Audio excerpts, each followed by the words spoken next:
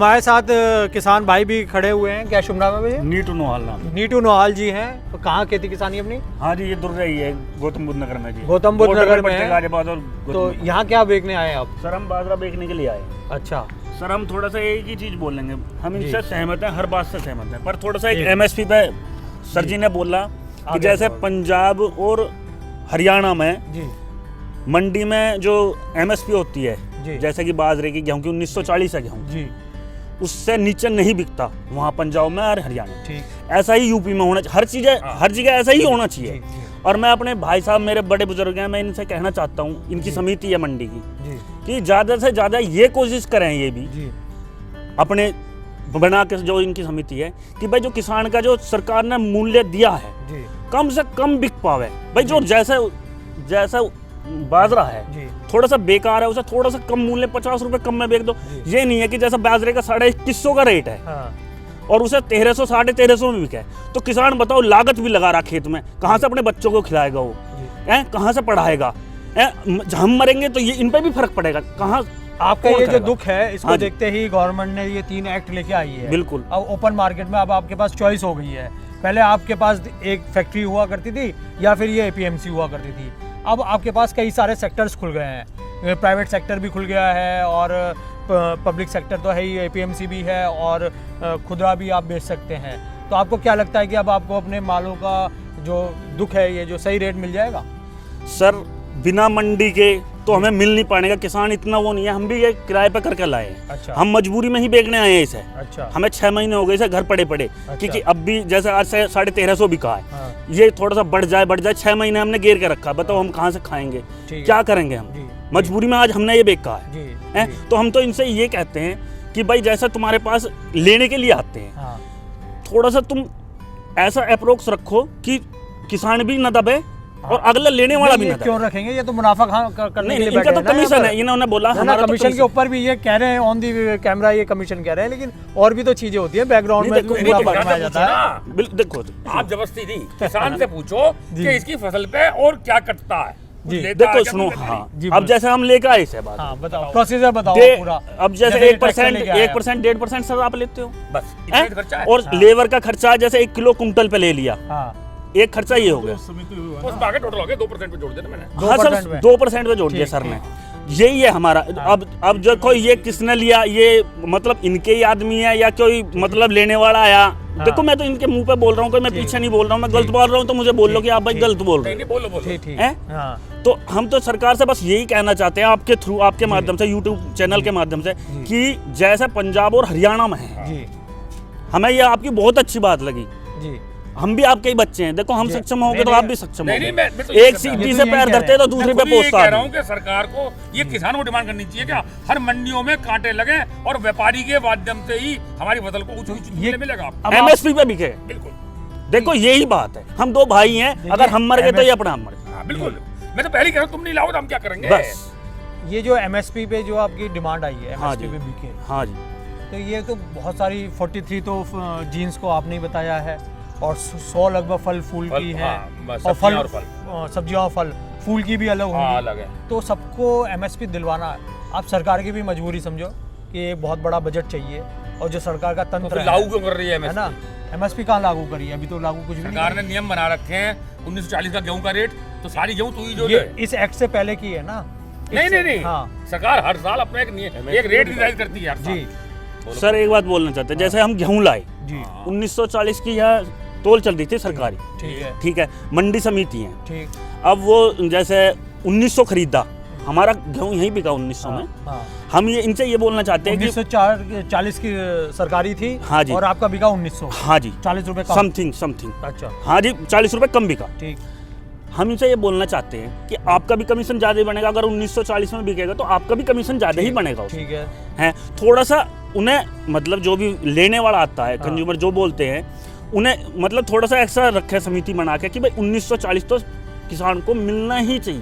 जी जी देखो सरकार हर जगह नहीं पहुंच सकती, ना हर जगह जा सकती, भाई कैडाई करेगी जब तो कुछ होगा। ये जो नियम है सर, ये किसान भाई नहीं समझेंगे हमारे। डिमांड एंड सप्लाई का जो नियम है प्रिंसिपल से जी कि डिमांड जब 2 महीने में अगर यही किसान, जी हम बहुत कहते हैं लोगों से, अपने किसानों से जी कि अपनी फसल को रोकना जानो, जी। पर मजबूरी क्या, उसकी खाना उसे रोटी बिल्कुल जी। कहाँ से लाएगा? तो ये मजबूरी या तो देवे कि सरकार देवे उसे पैसा।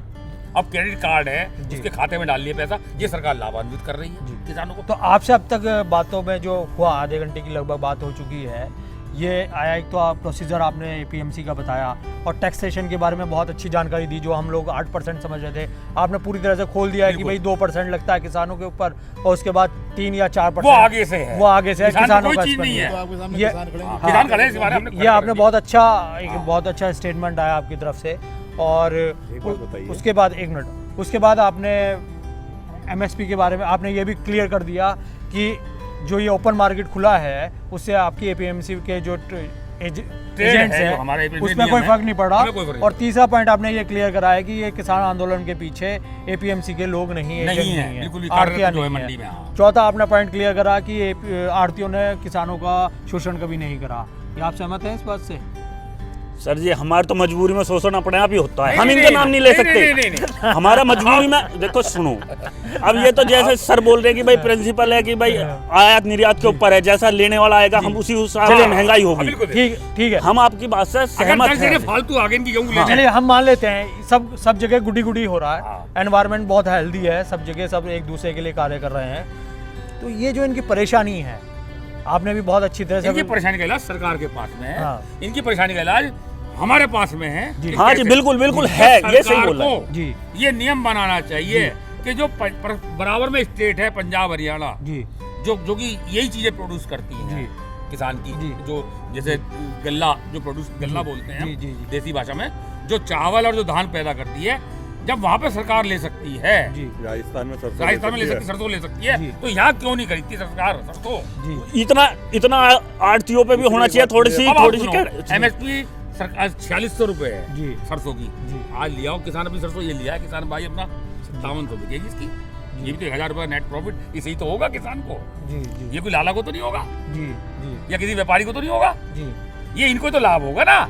तो आज क्या- 1000 में तेज बिक रही है सरसों। क्या सरसों का क्या अभी फसल खड़ी हो गई है, तैयार है नहीं, सरसों की? सरसों तो आई फरवरी आई, मार्च में। आई, आज के टाइम में करंट भाव जो तो है, आज तो कैसे निकाल लेगा किसान? कहाँ से लाएगा? कहाँ से लाएगा? जब खड़ी फरवरी में होगी तो आज कहाँ से नहीं, ले आएगा? जो वो तो अरे जो होता है। फसल गई है अभी, हाँ। मैं उसको कह रहा हूँ, बहुत से घरों में है, किसानों के घर में जो बड़े किसान है उनको रोक रखी है। अच्छा बात भाई, छोटा अगर ही इसे हमारा वक्त खाने को रोटी है घर में, अच्छा। तो इसकी मर्जी है फसल को अच्छा, अनाज एक बेचो, कंसेप्ट या और ना आया बेचो। था हमारे देश में, अमूल क्रांति, दूध क्रांति के हाँ रूप जी, में आया था। डॉक्टर और वी कुरियन थे उसने जब हाँ, कहा। और अमूल एक ये सोसाइटी बनी थी और उन्होंने बहुत मैंने ही देखा हुआ है सब। देखा हुआ है ना, बहुत ही फेमस और बहुत ही हाँ जी। प्रेरणादायक ये एक्ट रहा, मतलब कार्य रहा।